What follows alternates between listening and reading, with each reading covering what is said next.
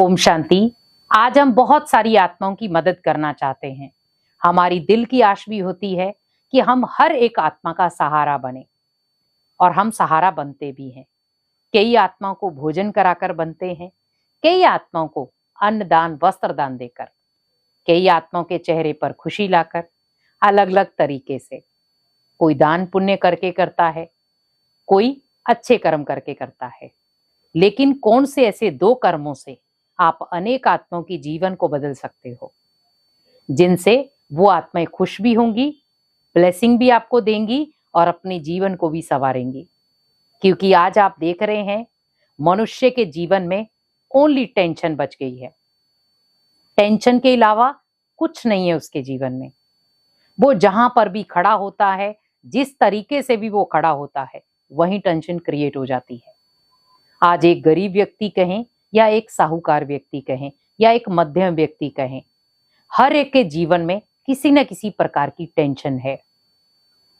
हम यहां पर टेंशन वाले हजारों लोग हैं, करोड़ों लोग हैं, लेकिन हमें अटेंशन वाला बनना है ताकि हम उन सभी आत्माओं की टेंशन को खत्म कर सकें। क्योंकि जैसे कहा जाता है, डॉक्टर दूसरा भगवान है जो दूसरे को जीवन देता है।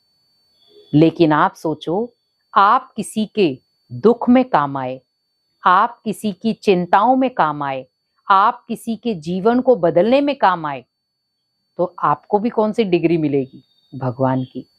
क्योंकि भगवान भी हमारी चिंताओं को खत्म करता है, हमारे दुखों को खत्म करता है, हमारे जीवन को एक नया ट्रैक देता है। आपकी लाइफ में जो भी इंसान है, जो आपको लग रहा है आपके आसपास में कोई दुखी है, अशांत है, परेशान है, तो उनसे आप किनारा ना करें। उनको अपना सहारा बनाकर उनको जीवन में जीने की कला सिखाएं। क्योंकि जितना आप जीने की उसे कला सिखाएंगे, वो अपने दुख दर्द खुद भूलना शुरू हो जाएगा। क्योंकि आज लाइफ के हर पग पर कोई ना कोई दुख अशांति है।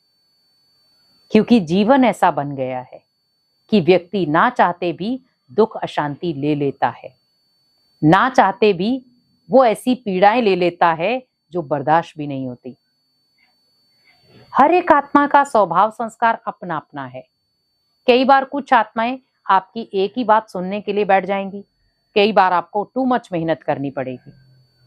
कई बार आत्माएं बड़े प्यार से आपके ज्ञान को सुनेंगी, कई बार आपको मेहनत करनी पड़ेगी।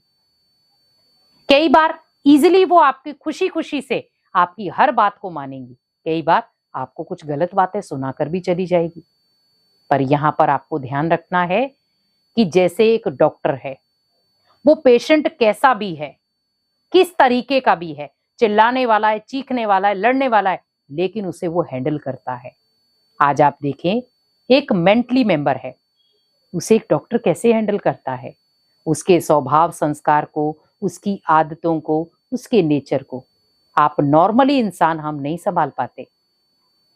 आज घर में अगर घर के किसी मेंबर का हमें बिहेवियर अच्छा नहीं लगता, उसकी आदतें अच्छी नहीं लगती, तो हम उसे घर से निकाल देते हैं। लेकिन डॉक्टर सीने से लगाते हैं, अपना बनाते हैं कि नहीं, अगर लोगों ने उसे ठुकराया है, हमें अपनाना है। इसीलिए लोग उसे दूसरा भगवान कहते हैं। क्योंकि भगवान भी क्या करता है, जो व्यक्ति को दूसरे व्यक्ति ठुकराते हैं, भगवान गले लगाता है। लेकिन हमारे अंदर सच्चाई सफाई होनी चाहिए, निस्वार्थ भावना होनी चाहिए। आज आप देखें, बहुत सारे ऐसे डॉक्टर हैं जो निस्वार्थ भावना के साथ जन जन की सेवा कर रहे हैं। फ्री कैंप लगाते हैं, फ्री जाकर दवाइयां देते हैं, फ्री चेकअप करते हैं, जबकि उनके पास टाइम ही नहीं है। आराम से वो धन कमा सकते हैं, लेकिन वो क्यों कर रहे हैं? ताकि जो गरीब है, बिल्कुल मध्यम है, नहीं खर्च कर सकता पैसे, उसके इलाज के लिए वो पैसे तक देते हैं। आप सोचिए कितनी आत्माओं की दुआएं ले रहे हैं वो। तो आप सोचिए कि उनके अगर थोड़े बहुत गलत कर्म भी होंगे, वो वही दुआओं से नष्ट हो जाएंगे। क्योंकि कहीं ना कहीं वो थोड़े थोड़े गलत कर्म कर भी लेगा, वो दुआओं से नष्ट करता जाएगा। तो हमेशा याद रखें कि अगर आप किसी व्यक्ति के काम आते हैं जो होपलेस है, अशांत है, निराश है, दुखी है, जिसे पता है जीवन में मेरा कोई सहारा नहीं है, वहां पर आप उसे अपने जीवन का सहारा दें, अपने ज्ञान का सहारा दें, अपनी खुशी का सहारा दें, अपनी शक्तियों का सहारा दें। तो जब आप उसको सहारा देंगे तो वो व्यक्ति कभी होपलेस नहीं होगा। आज देखो, किसी गिरते हुए व्यक्ति को आपने एकदम से हाथ दिया और आपने उसे उठा लिया, उठा करके आप डॉक्टर के पास ले गए और आपने उसका इलाज करवाया। कितनी दुआएं दी उसने, जबकि आपको नहीं पता था कि मैं घर से बाहर जाऊंगा तो कुछ ऐसा सरकमस्टांस या ऐसा सीन क्रिएट होगा बाहर, लेकिन हुआ। लेकिन हमने उस सीन में भी क्या किया, ये नहीं सोचा दुनिया क्या कहेगी, समाज क्या कहेगा, लोग क्या कहेंगे, परिवार क्या कहेगा, लेकिन मेरा मन क्या कह रहा है, भगवान क्या कहेगा कि तूने किसी को ऐसे ही छोड़ दिया।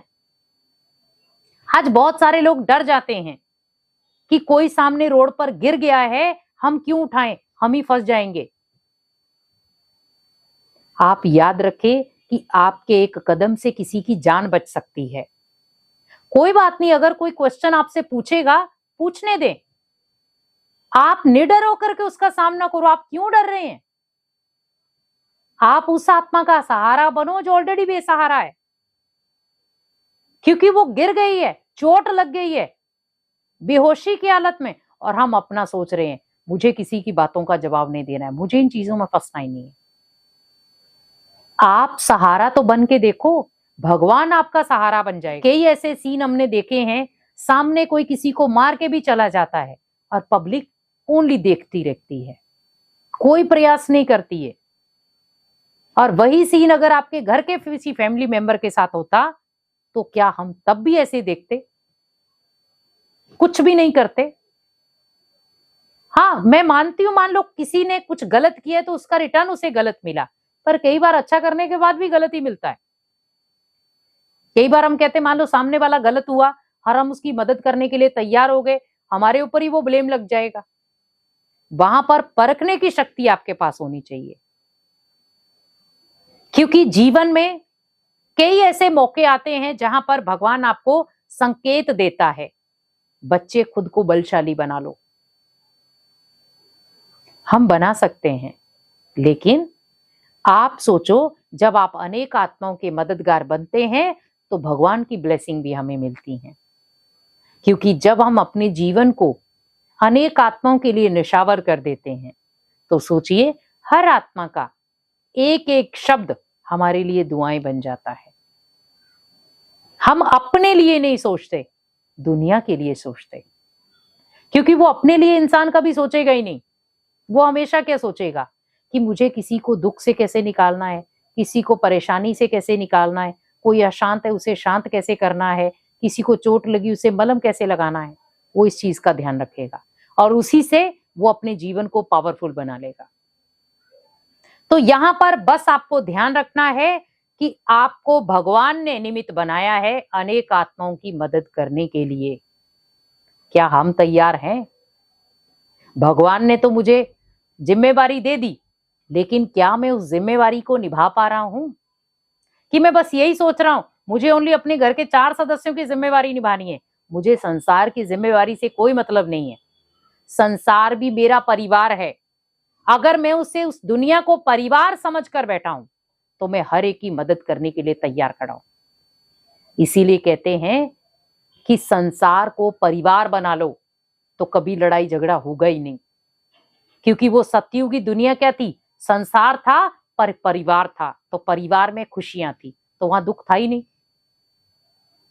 तो इसीलिए भगवान ने जो फैमिली रची है, भगवान ने जो परिवार रचा है, वो ये पूरी दुनिया ही है, ये उसका परिवार है। तो अगर हम भगवान के परिवार की रक्षा करेंगे, इसका मतलब भगवान मेरी रक्षा के लिए बंध जाएगा। इसीलिए अनेक आत्माओं की मदद करें और अपने जीवन में हमेशा दुआएं कमाएं। ओम शांति।